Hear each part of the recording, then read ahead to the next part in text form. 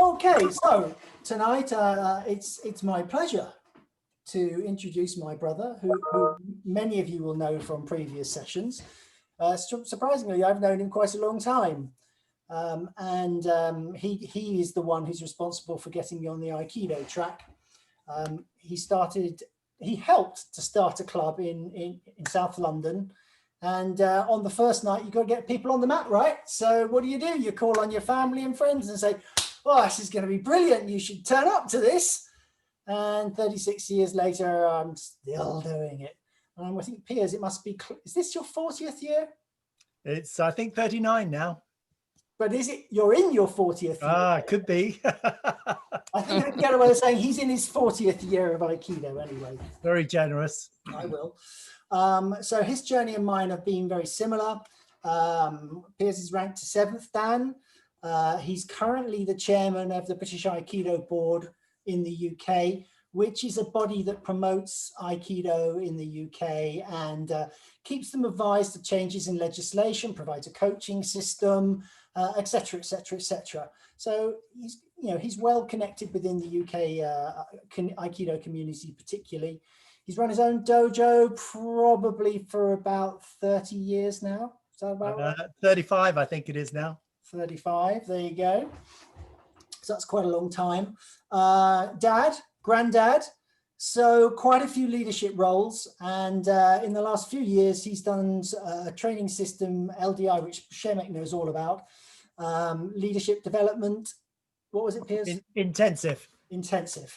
I think he can come at leadership from all sorts of angles. I'm hoping he's got something to offer. We'll find out, shall we? So, Piers, what are the characteristics of a great leader? Actually, it's interesting you should ask that, because I'm going to ask the audience, because I think I know some of them, but I think it would be quite nice if we get a bit of audience participation going here and ask people to maybe name what they think the characteristics of a great leader are. Okay, right. It was a 50-50 shot. I was either going to go with you or I was going to go with the audience, but I decided to go with you. I called a friend instead of asking the audience. Oh, well. I'm going to go around the room. I'm going to ask each person for one characteristic. So, Andrew, as you're muted, I won't come to you first, but I will come to Steve. One quality of good leadership, Steve. Quality leader. Ooh. I'll let you think about it. Andrew? Yeah. One word, leadership quality. No, we can't hear you. It's not working, Piers. Vitali? Gentleness and firmness. Okay, that's 2 words, but that'll do. Yeah, I've been penalised. Vitali, you got 1 word for me? Wisdom. Wisdom. Gordon? Yeah. Integrity. Integrity. Robert? Say that again. Perception. Perception. Errol? I can explain. Say that again. Empathy. Empathy. Love it. John? Humble. Humble. Chris? Commitment. Commitment. Fred? No, you're muted. You're going to have to unmute. Daring. Daring. Okay. Or was it daring or caring? Caring, C-A-R-I-N-G. Got it. Dimitra? Honesty. Honesty. Finn? Vulnerability. Love it. Great word. Joanna? So all the words that have been said before. There's hundreds. No, I'll say welcoming. When you welcome, embracing. Okay, lovely. Opening. Patrick? Compassion. Compassionate. Dan. Mad. Mad. No. Bold. Shemek, if you don't have a word, I'm going to be very disappointed. Patient. Patient. Alec? Inspiring. Inspiring. Liz? Yeah, integrity to lead by example. That's not more than one word. One Fair word. enough. Patrick, It's all about integrity. Patrick, you got one? Sincerity. Sincerity. Linda, Humility. humility. And mine's knowing what you don't know. And that's more than one word too. Okay, that's great, really great.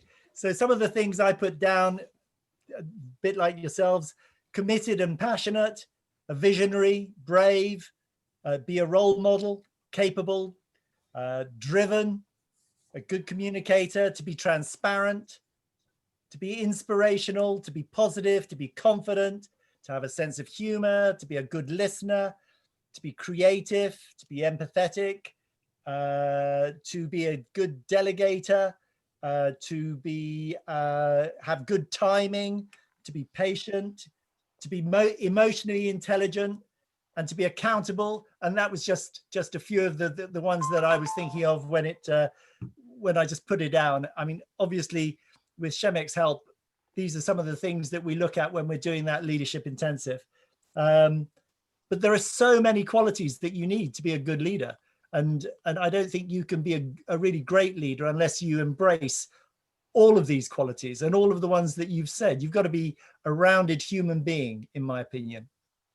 Okay, so the obvious question to ask after that would be, well, okay, well, what's that got to do with Aikido then? That's really interesting, because I think that when you're on the mat, you have to embrace these same qualities. Someone's coming to you on the mat and they're saying, teach me. And first of all, you have to find out what it is that they want. When I am doing the coaching courses, so I run coaching courses for the BAB. The one thing Quentin didn't say about the BAB, the British Aikido Board, is it's the governing body in the UK. So it sets all sort of standards. And if you want to open a club up, you have to pass a coaching weekend, a coaching qualification called Coach Level 1, and it's a weekend course. And I always say to people, what's the difference between a coach and a manager and a coach and a teacher? And I think the thing with a coach is that you have to find out, what does someone want out of Aikido? Where are they now and where do they want to get to? So for instance, if you were a coach of a 100-meter runner and you know, an elite 100-meter runner, then that person might want to get a gold medal at the Olympics. So you know where they are now, you know where they want to get to, and it's your job to try and get them there.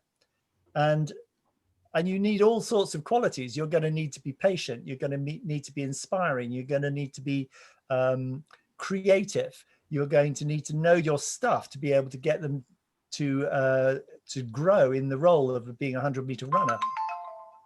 So all of the qualities that you need to be a great leader, I think you need also to be a great Aikido teacher. Okay, I'll be a bit more specific. Okay, so you run a dojo, but not everybody runs a dojo. What's Aikido generally, forgetting your role in Aikido as a teacher, how do you think it helps there? How does it, Aikido specifically help? Yeah, so I mean, not everybody has to be a dojo-cho. Not everyone chooses to teach. Sure. Okay, I think that's a good question. I think there are often considered to be two types of leader. You've got very authoritative leaders, i.e., you know, the classic one would be bad leaders, in my opinion. You know, someone like Hitler, who has great power, but none of the other qualities that people mentioned earlier and that I mentioned earlier. And then you have leaders that can be very agile, and the purpose is to be inspirational and to delegate power and to bring people on. So how does the role of Aikido help you do that sort of stuff? Well, I think one of the things about Aikido is that it's a very creative art, and it embraces both the mind and the body. And because of those two facets, it's uniquely capable of helping you develop both mentally and physically. Right. Yeah, fair enough. You say there are 2 styles of leadership. I suspect there would be people on this call who say there are many styles of leadership. Lots of styles, but I'm not talking about a style. Although I say, from the web. Oh, that's only my phone talking to me. okay, if you think about what's the difference between a leader that just tells you to do something because they have power over you, and a leader that is someone that is standing out there inspiring you. I think what was very interesting, was it just yesterday or the day before yesterday? It was yesterday, listening to Biden with his speech. It was extraordinarily presidential. It was inspirational. You know, it's the most inspirational speech I've heard since Obama. And it was really interesting listening to his language. And it was embracing everybody. He was talking about unity. He was talking about bringing people together, uniting the country. And it was a really great speech. And you know, certainly America's been lacking that for a very long time. Okay, so we've got these 2 styles of leadership, the what you might call the authoritative and the agile, as you described it. Do you think there's I mean, you went to Hitler, but you could go to someone like Churchill, who you might say is very charismatic and, you know, in his private life might not have done the best of things, but was a brilliant wartime leader. Is there a place for both? Oh, absolutely, because it depends what you need to do as the leader. I mean, one of the things that someone mentioned in there was brave, and also I've mentioned tenacity and confident and all of that sort of things. I mean, one of the things that Churchill demonstrated is that he felt that he was not going to let go. He was going to win this come what may, and make whatever sacrifices were necessary. And he carried the people with him. So at times you need this. This is what I'm talking about. You know, the qualities of a really great leader. You have to embrace so many things. And if you think about being on the mat, you meet so many different people. You know, in my time as a teacher, I've had people who've watched from the sidelines, and you know, you go and chat to them because they're just watching. And if you remember, I had a student, Sue, Chris's wife, very small, and the very first thing she said to me was, "I'll never do Aikido." And then after about 3 weeks watching her boyfriend, she said, could she come onto the mat? And she said, I'll never wear a gi. And then after about 2 or 3 weeks, she asked me to buy her a gi. She equally was adamant she would never take an exam. And she ended up getting a black belt. So, and she was a massive hypochondriac and had all sorts of insecurity issues. And then at the other end of the scale, you've got Dan, who just loves Aikido and is so keen and you know, just can't get enough of it, and comes because he loves martial arts and wanted to do it. And you've got every single person in between, and you've got to try and carry all of those people on the mat, identify what it is that they've come for. And I think that's a really great example of how being an Aikido teacher particularly, but also a practitioner, because you're practicing with lots of different people on the mat. And if you treat them all the same, that's not what they want. There are some people that literally, the moment they feel a harsh grip, will go, ow, that hurts, you're hurting me, let go. Yeah, you're trying to find that balance with every person. And you kind of, one of the things that sprung to my mind when you talked about being persistent is how in Aikido, if we're to progress, we have to be persistent. We have to keep getting up when we're thrown down. We have to accept that we're going to make more mistakes than getting it right, and work our way through that to improve.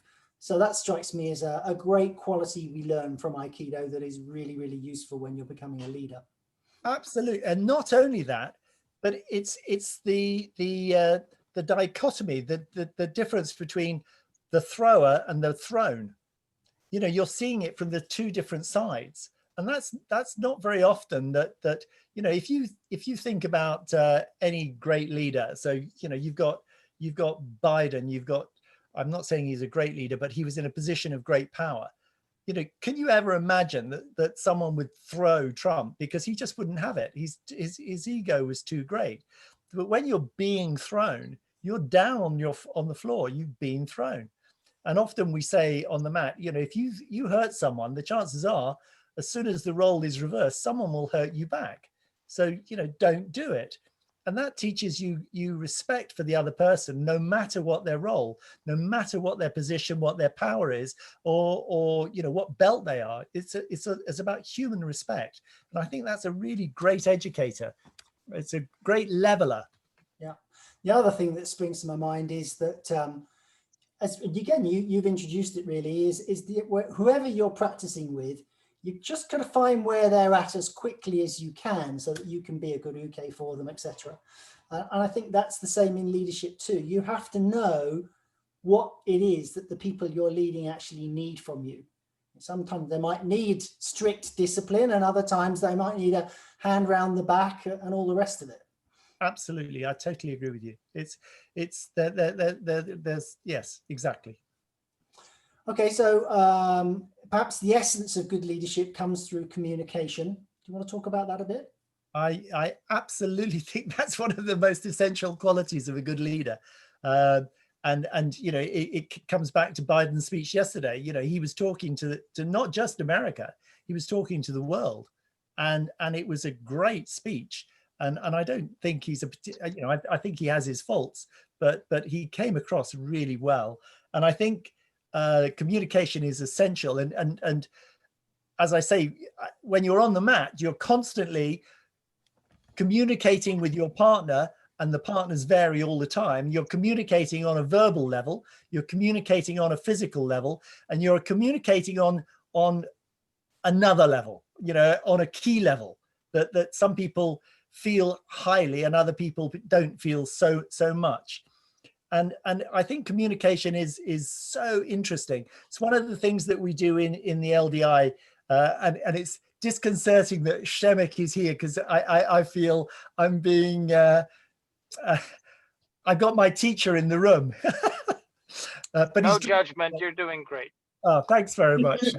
So one of the models we use is we look at the three worlds of communication, and by that I mean an event happens in the world, and you've got a person on the left and a person on the right, and it could be an event that happens in the world, or it could be that these two people are communicating with each other.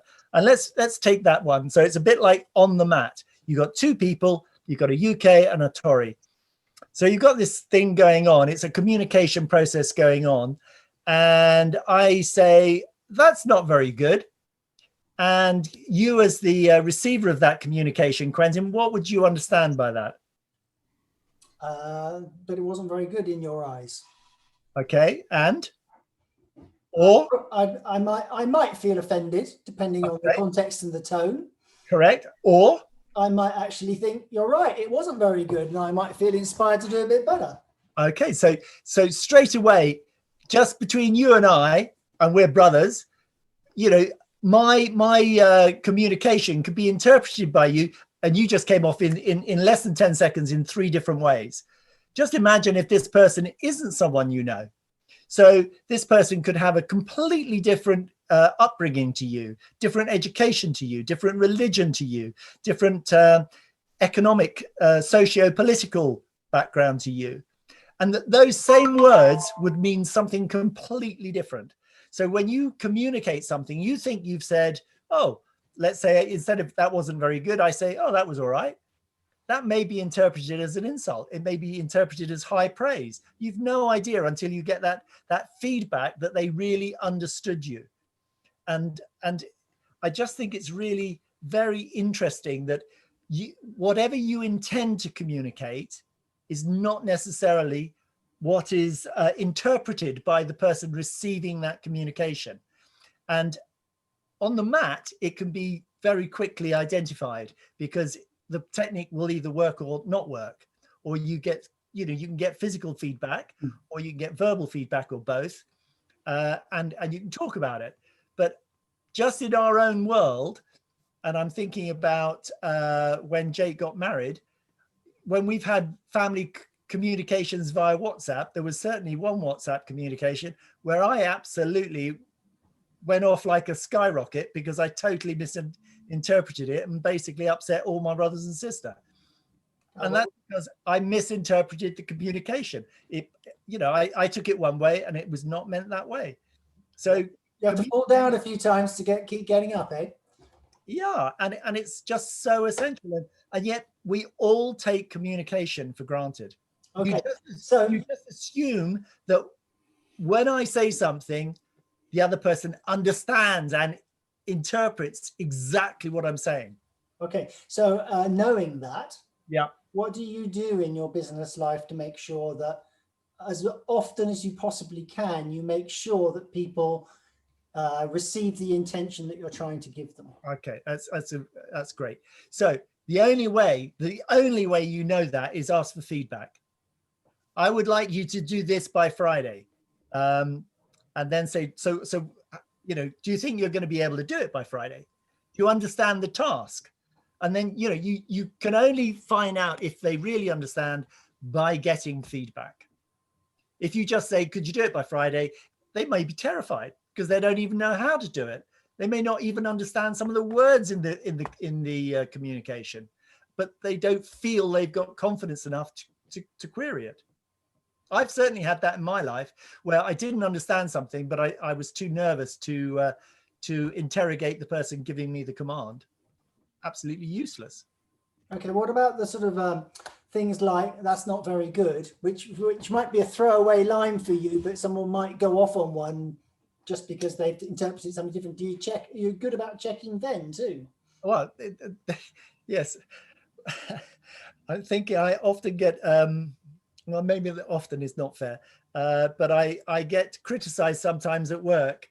I'm the COO of a manufacturing company, and I get told off for being a bit blunt in what I come out with. I tend to say what I think, and I don't think I'm too harsh, but I do get criticized for being a bit too blunt sometimes, because I just think it's common sense.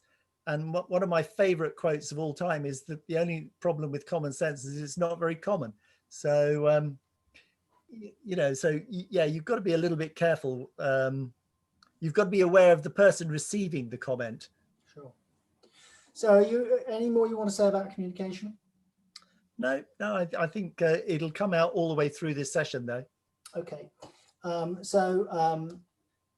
Within Aikido on the Mat, within the Key Aikido school, you've got these 5 basic principles for how you practice Aikido. I think that's big influence in the way you see leadership. Do you want to talk us through that? Yeah.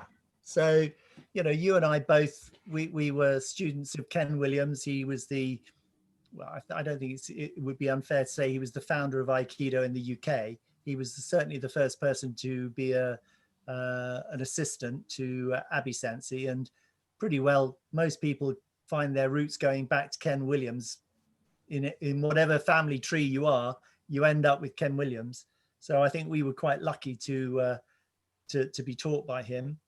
And he had 4 rules for coordinating your mind and body, and 5 rules for practicing Aikido, which came straight from Toho Sensei.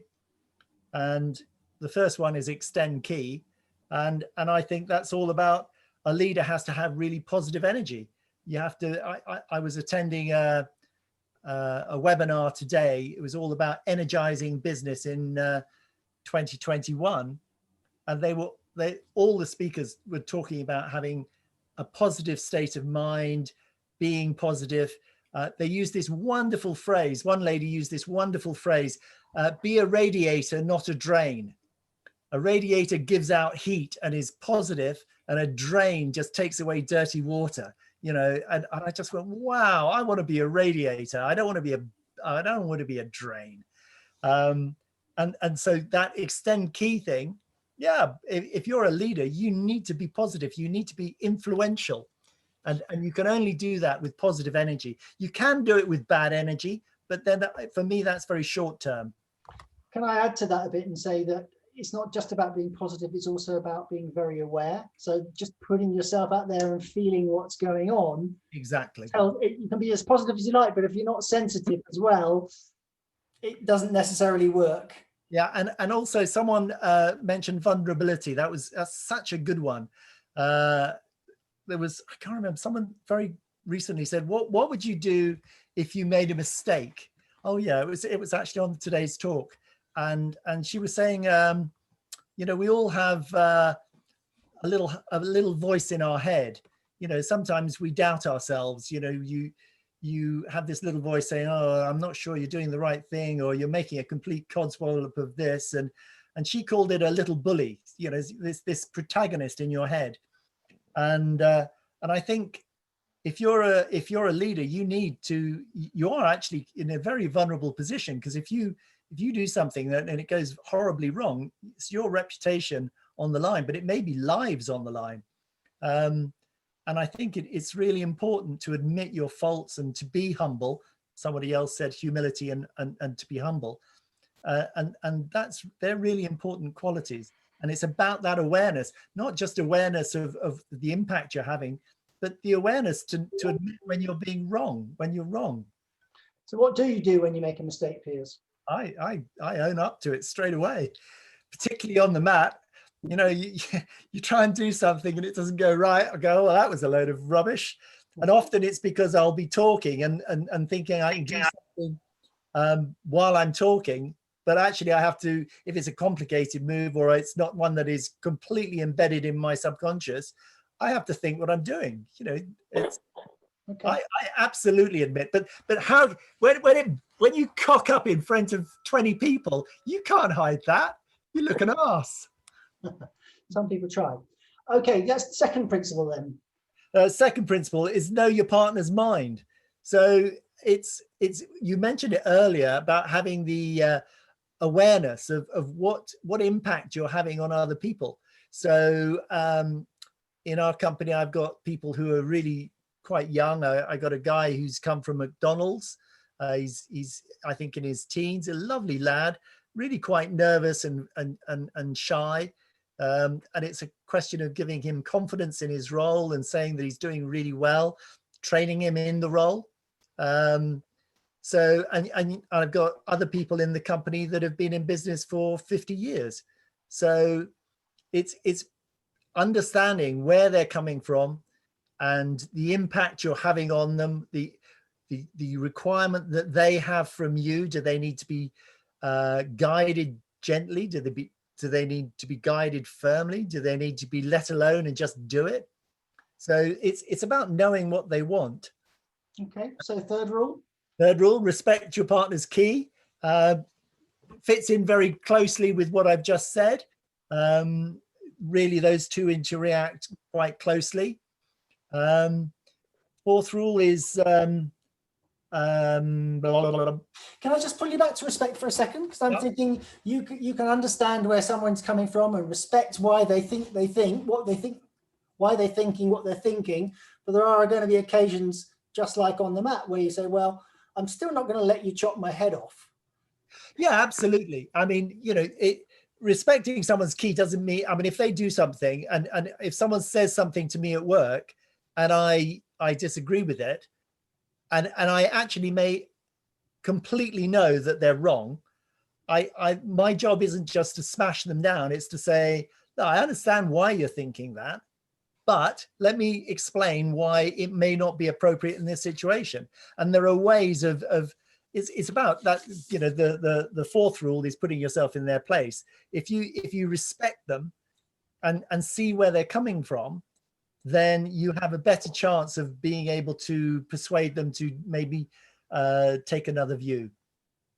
Okay, so fifth rule? No, fourth rule I'll go to next. I'll go to that one. Okay, fine. Put yourself in your partner's place. So again, that links in with what I was just saying, that different people need different things. And it was very interesting. I'm pretty sure Biden mentioned in his speech, which I had already done my preparation for this before his speech, by the way. but he mentioned that his mum had said, stand in their shoes. And bearing in mind the split in American society at the moment, I just thought, wow, that's, there you got this lovely American mum saying, put yourself in your people's places. You've won. You can do all sorts of things like Trump did, just to hell with the other people. But his mum has said, stand in their shoes, and maybe you've got a chance of seeing it from their point of view, and that will influence what you do, and maybe it'll influence what they do. And it's understanding what it is to be that person, either an experienced accountant or a new junior. So I think that's a really important one. Yeah, so we the word that springs to mind is empathy, and you might recall we ran a whole session on the importance of empathy within Aikido. So you could spend an hour and a half just looking on that one quality and seeing its relationship to Aikido, if anyone wants to go back and see that. Any more you want to say about putting yourself in your partner's place? No, but I think that empathy word's really important for me. And again, somebody I think said it as a characteristic. If you can't be empathetic, it's going to be hellishly difficult to be a good leader. And then the fifth rule is perform with confidence. And my favorite quote for this one is it John Carpenter who directed Assault on Precinct 13? And it's a cracking film. And you got all these bad guys who are attacking a police station on Christmas Eve. There's snow everywhere. There's no police coming to help them. There's 3 people left, and the guy's got 1 bullet, and they've set a trap for the bad guys, and the bad guys are coming down into the basement, and this guy has got a rifle. He's got to shoot. I think it's a fire extinguisher, which will set off the gas, which will blow up the passageway, and all the bad guys will die.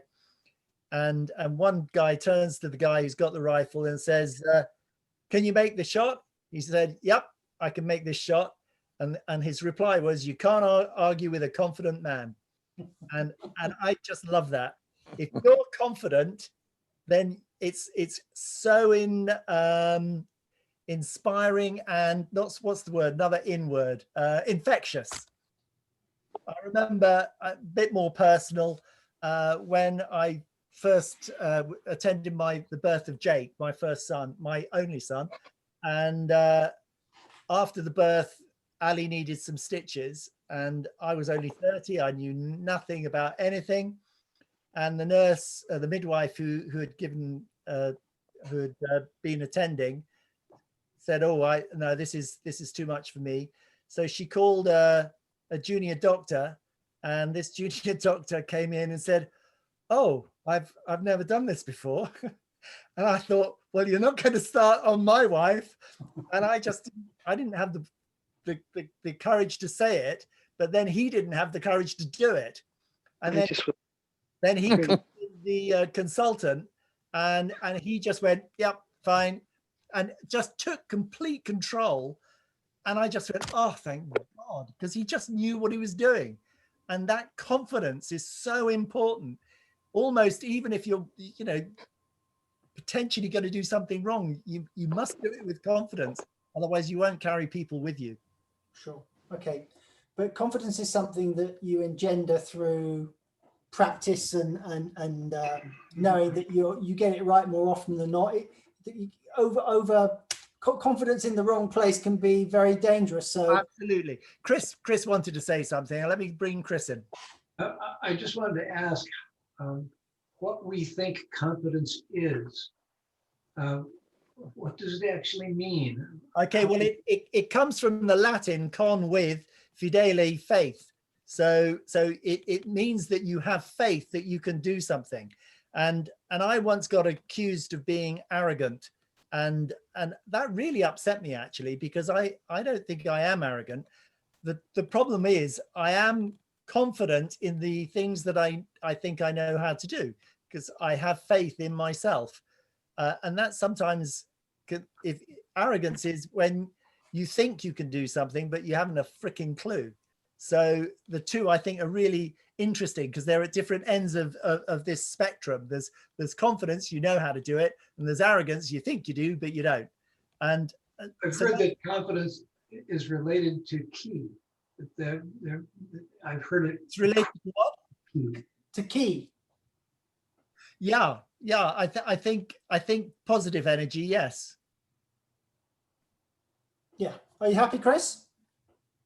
Yeah, I just wanted to take another pass in. Yeah, that's fine. We could probably spend the whole session on confidence, actually, I think. Strangely enough, Piers, I've had a very similar experience. I've been accused of being arrogant in my time too, so there you go. All right, so those 5 rules of Aikido, which can directly track to the mat, are also directly important skills or principles to operate in leadership too. So I know you want to talk about respect. I do, yeah, because we were talking about it earlier, respect your partner's key. There's a model that we use in LDI, which is, they call it the continuum of mutual respect. And I think it's really good. It opened my eyes. One of the things that LDI does is, Shemek, who's on this call at the moment and looking very cozy, looks like you stopped driving now. He said, "Oh, I think you'd like to do this training stuff." And I said, "What is it?" He said, "Oh, it's sort of leadership stuff." And I because I know Shemek and I trust him completely, I didn't look at any brochures. I didn't look online. I just went, "Yeah, okay." And I asked the people I work with if I could take a week off and go over to Poland and do this course. And I assumed it was leadership training. And if I'm honest, I actually do leadership training. And I thought I was pretty good at leadership training. And I thought, well, I'll just go along and check that I know what I'm doing and I'm as good as I think I am and all that sort of stuff. And the first day you get there, they say, well, this isn't leadership training. This is leadership development intensive. This is about making you a better person of you, a better version of you. And it absolutely blew me away. I learned so much. And one of the things that they use is this continuum of mutual respect. So at one end of this continuum, so our line is like this. At one end, you've got blame and make wrong. So something happens and my interpretation is, you stupid bastard, you're always doing that wrong. You're an idiot. And if I go right down at the other end of that continuum, it's, well, you probably didn't mean to do that. And it maybe you did what you did because for the very best of motives, the best intentions. So I actually gives you the most respectful interpretation of that action that I can. It's the opposite of this one. You bloody idiot, you did that on purpose. You made me look stupid. And then maybe the point in the middle is, well, I'll give you the benefit of the doubt. And actually you've got that continuum in so many areas of our life. And respect is one thing. And if instead of your default thing being you bloody idiot, but actually your default is I'll try and interpret this in the best way I can, suddenly you're it's like something comes off from you take the cloudy spectacles from away from your eyes and you're giving people respect. And guess what? 9 times out of 10, they are trying to do the best. People don't usually come to work to do a bad job. They come to work to do a good job. So if you actually try and interpret it in a positive way, sorry, blah, blah, blah. I think you get the idea. So it seems to me that respect is a really good principle for developing knowledge, because you find out more when you respect people. Does that seem fair? Yes.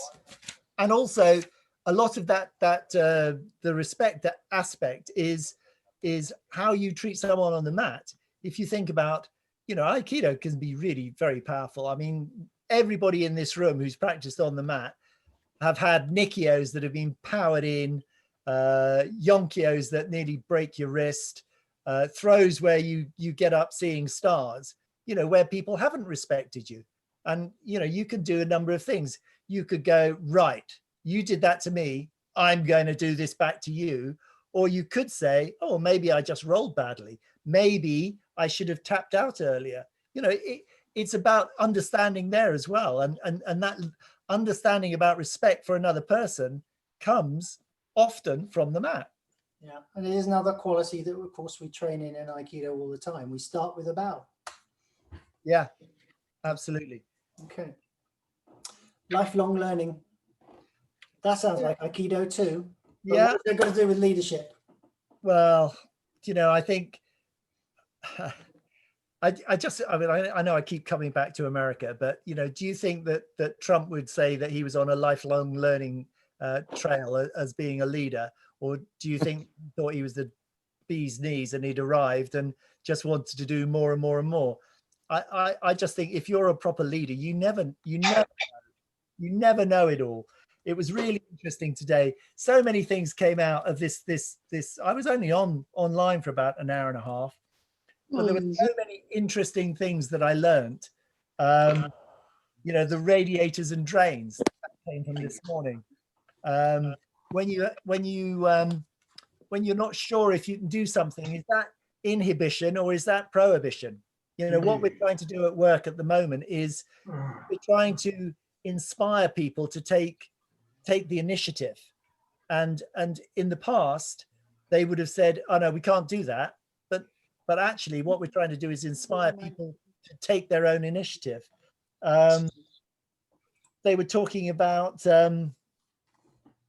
40 hertz, sound at 40 hertz, the wavelength 40 hertz is very therapeutic. And interestingly, a cat purring is on that wavelength. And they've discovered that it's actually a healing wavelength. And that's why often a cat will jump onto people who have problems. I mean, it's just fascinating. You know, the things that you learn all the time. I just love it. And you know, if you think you've arrived, you haven't. And it's the same with Aikido. If you think you've arrived, you haven't. There's always someone better than you. There's always another way to do something. It's lifelong learning, and the two reflect each other. And I think for me, one of the joys of Aikido was that it was a never-ending journey. Yeah. So I want to talk about balance, because it seems to me that that's one of the things that's come out of COVID, is that there's this greater awareness that there's more than working 15 hours a day in an office. You know, working from home has changed people's lives a bit. And obviously that's central to Aikido too. What part does it play in leadership? Yeah, so yeah, I know we briefly mentioned this, and I wanted to talk about it. You know, in Aikido, balance is essential. So it's not just leadership, but in Aikido, balance is essential. You know, we particularly go along with Tohei in that you center yourself. And Jamie was talking about this about 2 weeks ago. You know, you get centered and you feel stable in your posture. You'll take hand-me position. And essentially when someone comes and attacks you, what they're trying to do is they're trying to take you off balance, and then you'll try and take them off balance so that you can complete the throw or whatever it is you want to do.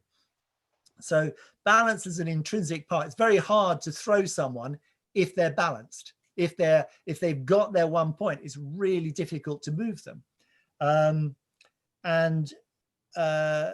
Particularly in a work environment or any environment, we essentially have different pulls. You know, you're pulled in different directions. So for instance, you get a new job and you really want to make a good impression. So what you do is you work really long hours, and but also you're newly married, and also you've got young children, and also you love to keep fit.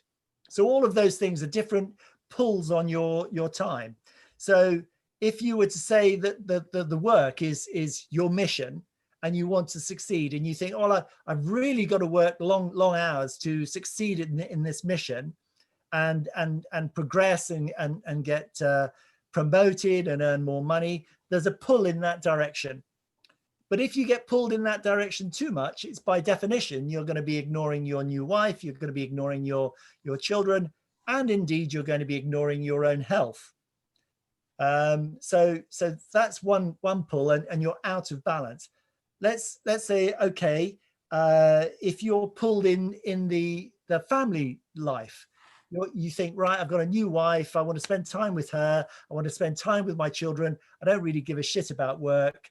I'll come in late, I'll go home early, I'll go home for lunch. Then what's going to happen is your family life could be fantastic, but you're letting the mission down, you're letting your colleagues down. And so that's not going to work. And then if you're spending all this time with your family or all of this time at work, you're not doing your keep fit stuff, you're not doing your meditation, you're not going out for walks, then your health suffers. So constantly we're trying to find a balance in our life that keeps all of these things in equilibrium. And different people find it hard or easy, but most people find it hard. So I think in terms of leadership, where does that come in? It's to make sure that people are finding balance in their work, because you can affect them there. But equally, people will come to you as the leader and say, I'm having problems at home.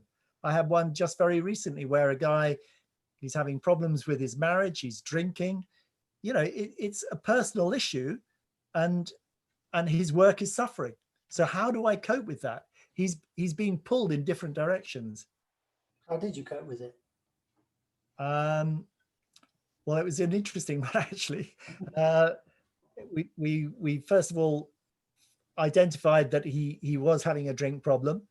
The drink problem was actually creating a marital problem, and that he actually needed support and help.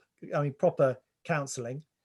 So we made sure he had counselling, okay. And as well, we said that although these were horrible problems and they were personal, he actually, as a salesman, had to do his job, and he needed to focus when he was at work to actually do his job that he was being paid for.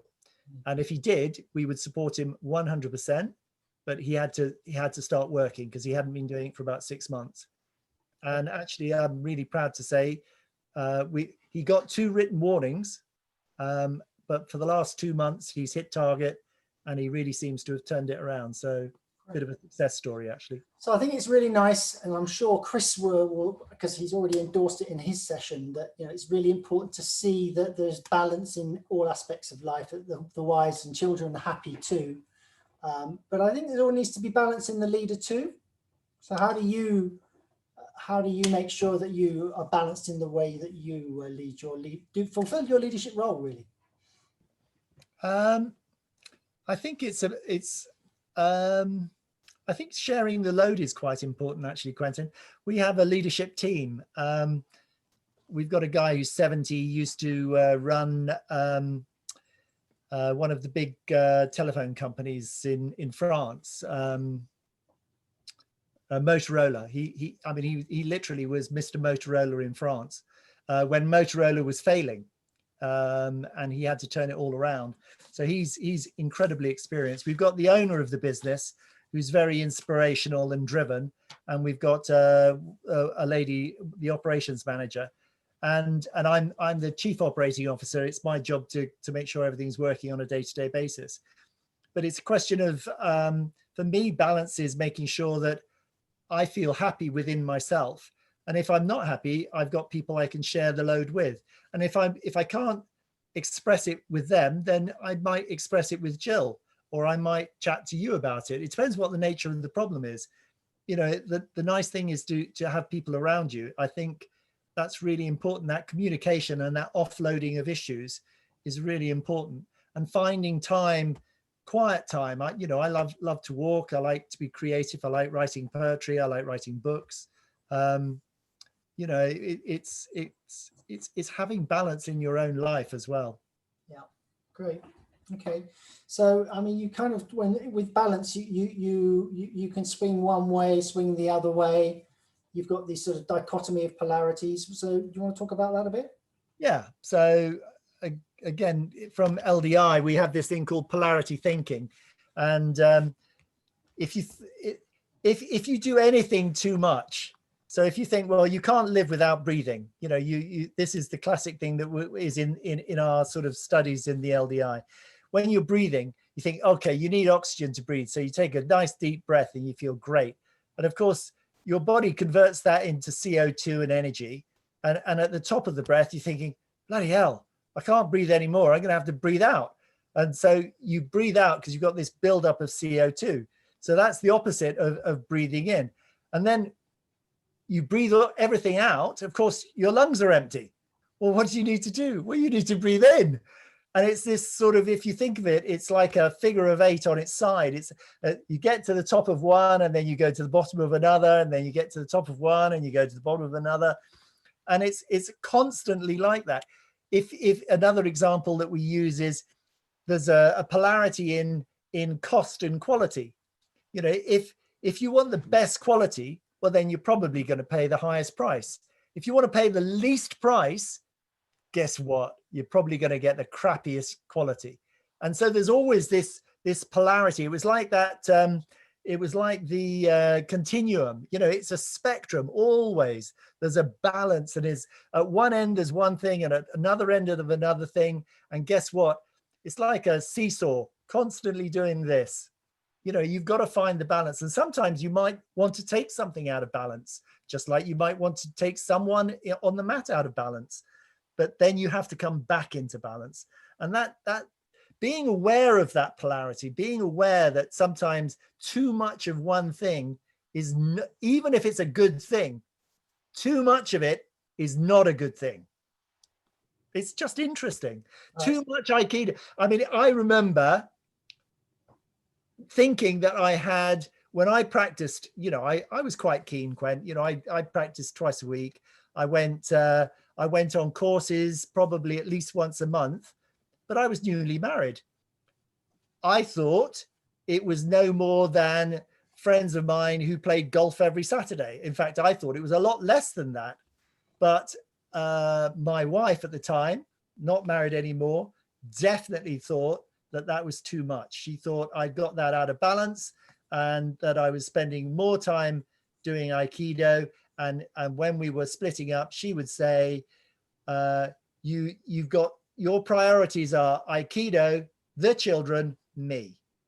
It wasn't true at all, but that's how she felt. And therefore that was her interpretation of the situation. So maybe I got it wrong. I don't know. Yeah. Yeah. Yes. We constantly slip out of balance, and we have to find our way back to it, and you have to work at it all the time. And it's noticing when you're out of balance that's the important thing, isn't it? It is. It is. And it's really difficult to do. It's really difficult to notice when you're out of balance, when it's your issue. And you know, that's really hard. Okay. So we talked before this session about how we're all shaped by certain people in our lives, you know, key influential people. You described them as a faculty, like a teaching assembly within a university or something like that. Yeah. What's that got to do with leadership? Okay, again, I'm taking this directly from the LDI. I'm sorry, I'm not looking at the chat, so I'm hoping Quentin is looking at the chat, because I'm just talking. I suddenly saw a note pop up. I hope it's not aimed at me, because I'm not looking at it. So if you think about it, when you grow up, and we grew up in a Catholic household. Mum was very Catholic. Dad didn't really give a crap, but pretended to. So we had to go to church every Sunday. I had to be an altar boy. I had to go to a Catholic church. You know, religion was really, really rammed home. And at 15, I wanted to actually be a priest. Thank Christ I wasn't. And as it happened in that Catholic monastery, the school where I went, about 30 years or 25 years ago, it was established that there was pedophilia. So I was lucky not to get hit or picked on.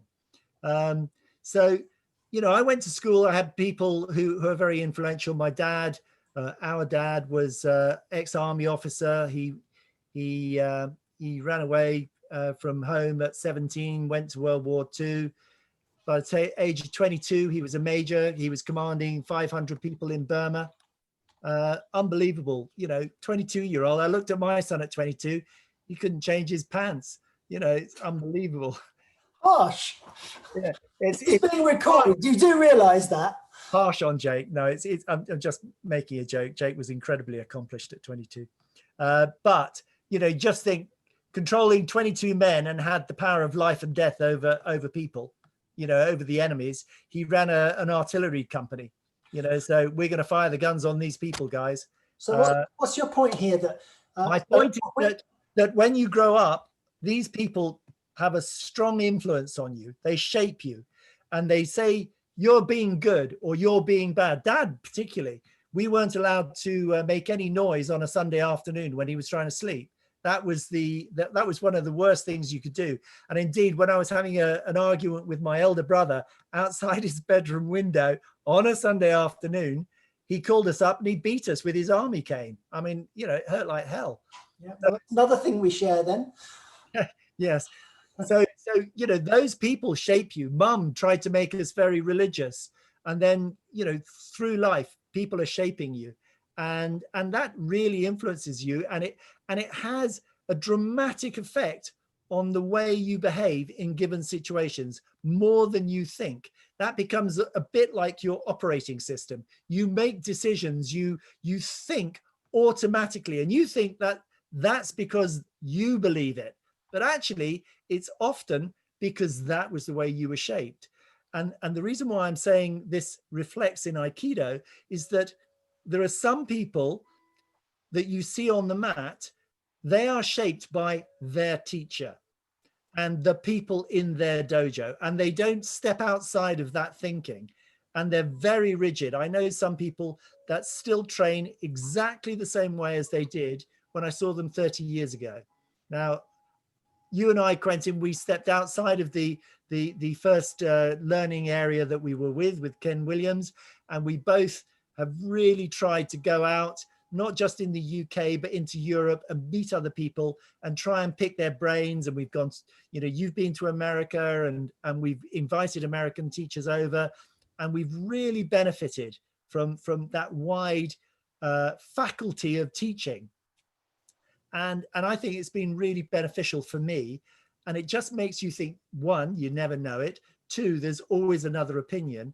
And three, question things. Question it all the time.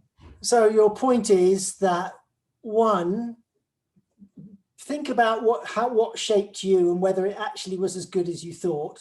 Absolutely. Two, be open to widen your faculty and take on board other influences. Never stop learning. Keep asking the questions. Okay. Anything else that you want to add about that, or are we done on that? No, I think I'm fairly happy with that. Probably we should ask Shemek. Shemek, I'm sure, would help. Okay, well, let's open up the mics now, and people can chip in with questions or observations of what's come out of this session. Yeah, firstly, I just want to say I'm sorry I've talked so long. I didn't think I would be. So. No, you're good. You're just about on the hour, so that's perfect. So any observations from people, any questions that people want to make? Rob.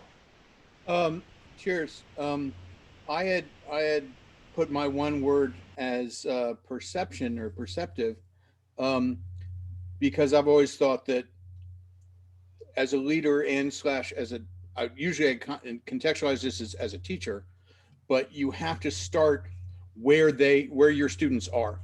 Yeah.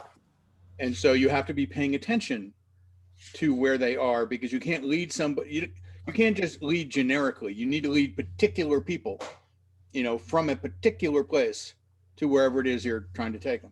Yep. And I wonder how that sort of flows through your, you know, your system. Well, no, I totally agree with you. And if you remember right at the beginning, I said, when we do the coaching courses, I try and explain to people who want to be coaches that you have to establish where is the person now and where does he want to get to. So a teacher will just teach you principles, and a trainer will train you how to do repetitive motion and action. But a coach should identify where you are now and where you want to get to. And I agree with you completely. I wrote your word down actually because I thought it was particularly good. You have to be aware and perceptive of what it is, not only that what they say they want, but actually you have to understand what they really want, because very often people don't tell you what they really want. And that perception is truly understanding what it is that they really want. Well, we used two other words in the session, awareness and empathy, and I think that encapsulates what you're saying, Rob, entirely. Okay, anyone else got any questions or observations? Quentin? Please, go on. Yeah, really quickly. Thanks very much, Piers. That's very interesting. You're talking about the power of reaching out and training with other people. As you know, I come from an academic background, and academia has a history of many hundreds of years of developing the collegiate approach. And we can see from our modern society around us that it is a huge engine for driving the creation of knowledge, isn't it? So you're talking about taking the same approach in working with other people in other different Aikidos. You're taking the similar approach to develop knowledge and share knowledge. It's hugely powerful. It works. Yes. And actually what I've always done, or I've tried to always do, is if I have something that I want to, that's important to me in terms of writing, the first thing I do is give it to someone that I like and trust. And invariably, they make it better. And then I give it to somebody else that I like and trust, and blow me down, they make it better again. And I'm often, I have to fight, because when I write it in the first instance, I think it's perfect. And then I have to overcome that vanity. And then when I see what they've said, 9 times out of 10, I think, yeah, that's better now. Thank you. Piers, that's so true. Someone said to me about humanity, we have the strength of the hive mind. If we work together, you know, we can achieve so much more collectively than any one person can alone. So you've started to access a hive mind. Every time you ask a different person, you get another perspective. And also what's really interesting is having taken, I've never run a manufacturing company before in my life. So, you know, I've been doing it for 3 years now, and it's really interesting. But one of the things that everybody has something to offer. So it doesn't matter who you are. The newest people in are sometimes most valuable because they are seeing the company fresh. And they I will always say, no, just tell me how it is for you, because, you know, we often won't see the same thing. And that's really important too, to ask everybody. Receptionists, doesn't matter who they are, they all have an opinion. Exactly. So Patrick, I know that you do sort of motivational speeches and the like in business world. Thoughts? Yeah, you? If you can unmute. Shimas. Thank you. Well, I observed several things, but what was most interesting was the two of you, as Piers spoke and Quentin held the space, but also the invisible bond. I don't know if you guys are even close in the physical space, but it was definite, like Naga Uke going back and forth each time. And I'm trying to figure out, what are you guys doing, right? Or even that 10-second span where Piers asked this question and you just smoked off those 3 diametrically opposite responses. And I watched it, and it feels like Piers's sharpness and Quentin's smoothness kind of wrapped around each other. I don't know if that's part of your brotherly love thing or not, but that was interesting to observe. And He's definitely the more smoothest out of the two. I was just about before I saw you put your hand up, but Patrick, what a shame you said that I was sharp and he was smooth. I'll never hear the end of it. I'm sorry, but the reason was, as senseis, I'm deeply respectful of your achievements. But see, in the dojo, it's 90% we're working and you guys speak only 10%, right? Because we're always working that piece. And you usually bring the context, and then you bring the wisdom, and then you bring one example, and then we go. So you're not used to talking this much, right? Which is the first reaction. That's the second observation, is Piers saying, oh, I apologize. You know, the humility came up in you because you then realized you've spoken much more than you would in the dojo, right? Yeah. And I felt that humility, actually you blushed. I don't know if you noticed, but you blushed. And I'm like, seventh Dan, I rarely see seventh Dan senseis blush, you know? So that was the second observation. The third thing that I'd like to call out as I watched also the others, there's so much more wisdom on the 24 screens. I'm watching, just like last time, the humility of not to interject, knowing the variances of the truth manifesting in this room. I'm observing the others. I'm learning as much of watching an immovable sensei object as I am of the highly movable Piers Sensei object, right? Happening at the same time. That's the third observation. Fourth comment I'd like to make, because I've spent 38 years not in the dojo. I didn't start Aikido till I was 50, you know, and I'm happy I did. You know, it changed my life, as many of us has. But so the other observation is taking Aikido, the power of connecting, into the group context, the group awareness, the group center, the group alignment, the group movement, the group breathing. What is group breath? You know, and I've always experienced it so nicely in the dojo. But I actually sense this underlying element of the group happening, even though it wasn't part of the explicit elements you were bringing, because leadership has a responsibility for that layer that's going on with all that goodness. So, but I'm totally curious. So the last thing I'd say, and I'm sorry I'm doing the same thing Piers did. Now I'm talking a lot, and I don't usually do that either. So is curiosity is, can we take the principles where it's the two back and forth, it's left hand, right hand. I am so fortunate that now I got both sides, and I was just a one-handed person most of my life. That principle at scale, right? 2, 20, 200, 2,000, 20,000, 200,000, in the routine of an encounter, right? Can we shift the classic greeting encounter in a daily routine for hundreds of thousands of people at once? That's the most curious thing that I've been researching over the last 15 years.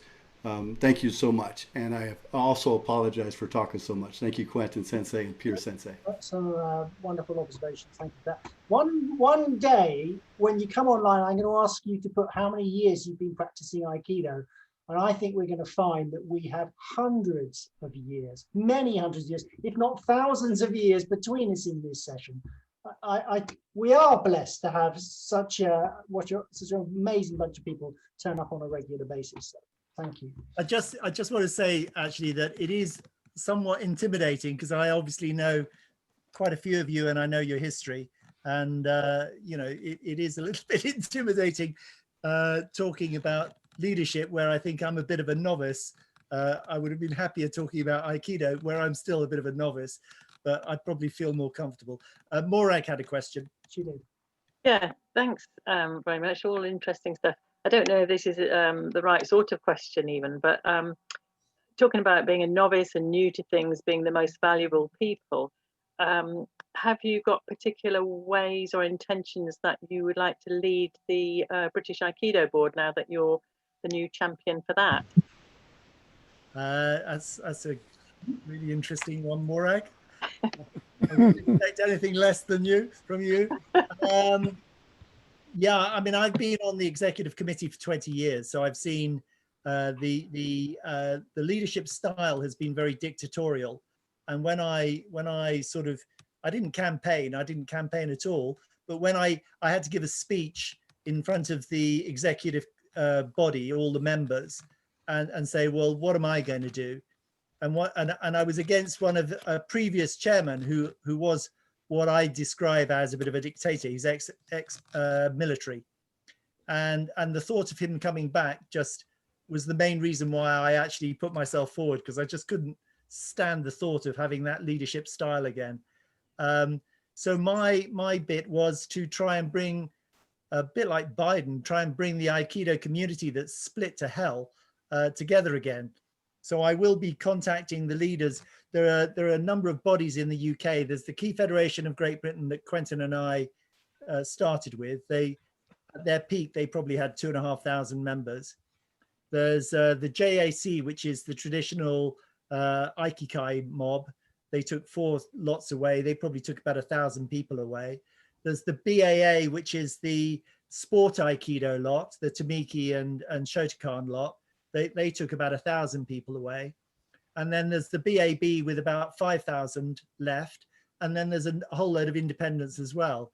And it just strikes me that we're hemorrhaging members, certainly at the BAB level. So that means that they are in all of these organizations. And this is an opportunity to say, could we just put egos to one side and let's just come back as one Aikido community and let's work harmoniously. You know, that's what the word Aikido means. It's working in harmony, in love. And so my mission is to try maybe to bring together those people and also not to be so dictatorial, but to try and, another one of my things I want to do is actually phone every single head in the BAB and say, what is it you want from the BAB? And not just what do you want, but what are you going to give?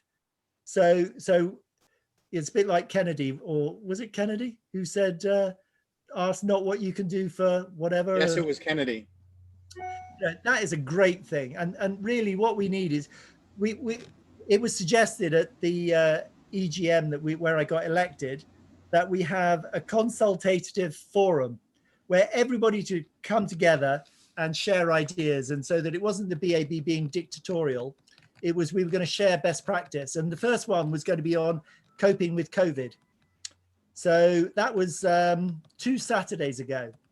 So there was I and my webmaster and my vice chairman, and not one person from the entire BAB turned up.